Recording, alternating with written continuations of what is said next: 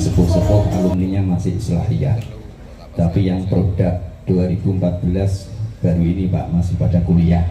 Jadi saya sebutkan alumni Pondok Pesantren Islahiyah dan juga Pondok Pesantren Rawdatus Sholihin.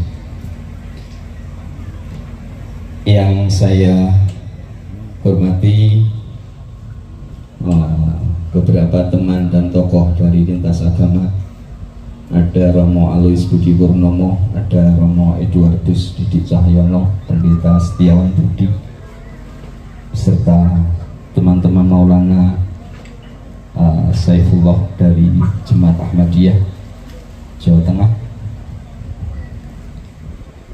Yang saya hormati seluruh tamu undangan yang berbahagia, serta warga masyarakat Desa Loruyung dan seluruh hadirin pada pagi hari ini. Izinkan saya menyampaikan sebesar-besar ucapan terima kasih yang sedalam-dalamnya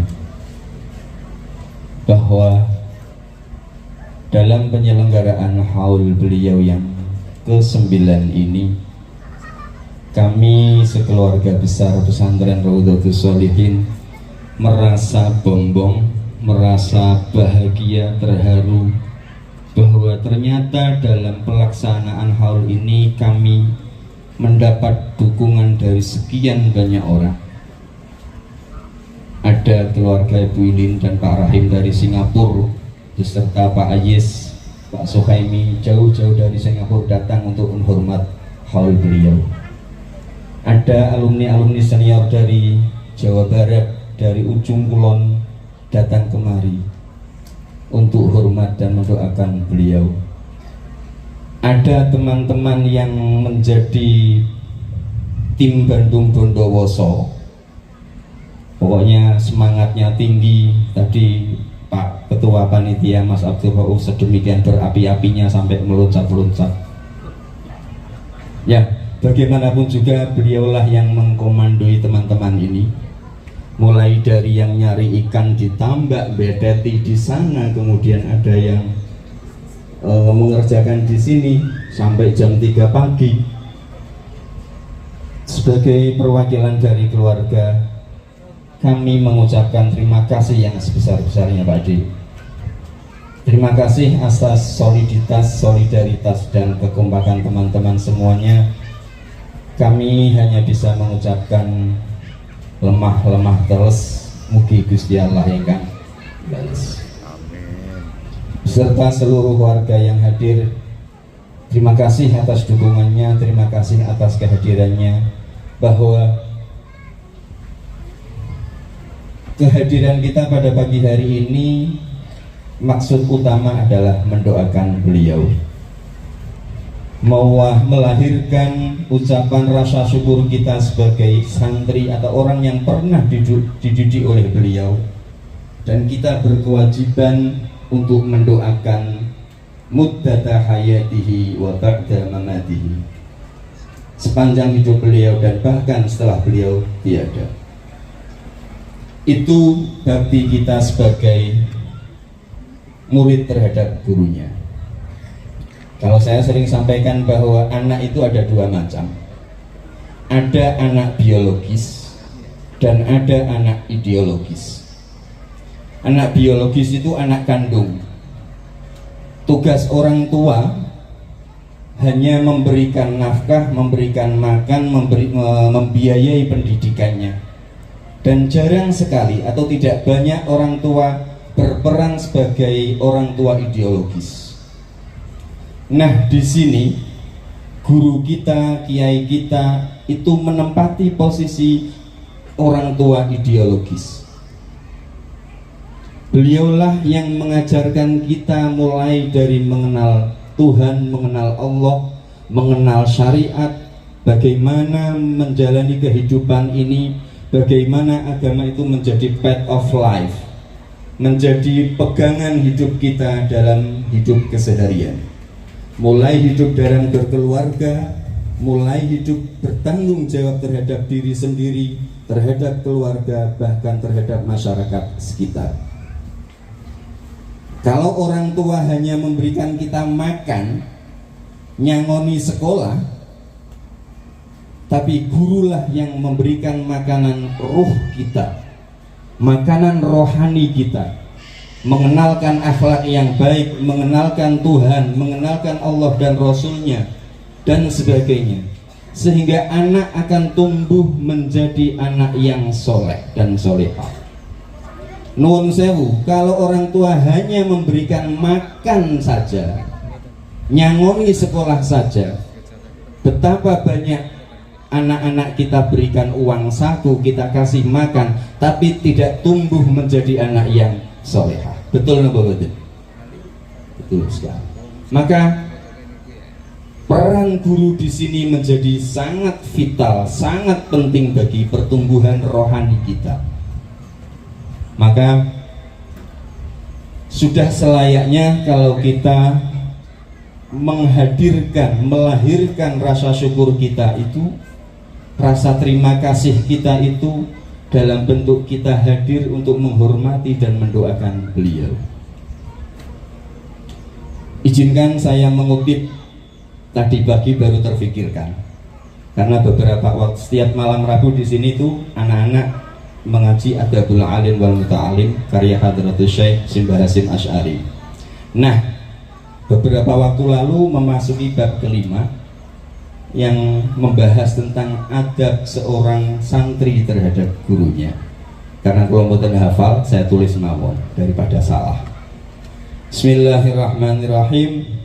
Wal khamis ay ya'rifa lahu haqqahu wa la yansa lahu fadlahu wa ayyad'u lahu muddata hayatihi wa ba'da mamatihi wa yura'iya lahu dhurriyyatahu wa aqaribahu wa awidda'ahu wa yata'ahada ziyarata qabrihi wal istighfar lahu was sadaqah anhu wa yasluka fis sumti wal huda maslakahu wa yura'iya fid din wal ilmi 'adatahu wa yata'addabu bi adabihi wa la yad'a al-iqtida'a bihi.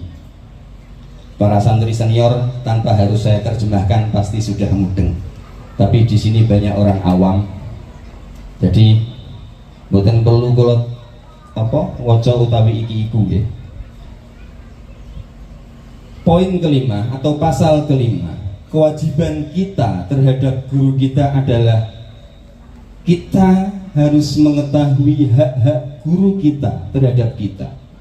Hak tersebut berupa apa? Rasa penghormatan, ta'zim kita terhadap beliau. Kemudian wala yansalahu fadlahu, kita tidak boleh melupakan keutamaan guru kita. Kemudian wa ayat walahu muddata hayatihi wa ba'da mamatihi, seorang murid, seorang santri hendaknya seyogianya senantiasa mendoakan gurunya selama beliau masih hidup dan bahkan setelah beliau tidak ada.